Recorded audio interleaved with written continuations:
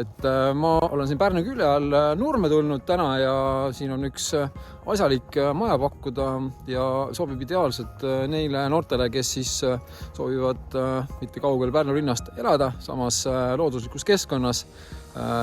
4 tuba, sellest 3 magamistuba, mugav küttelahendus, privaatne kinnistu ja tegelikult on võimalik soetada maja siis ka kogu sisustusega.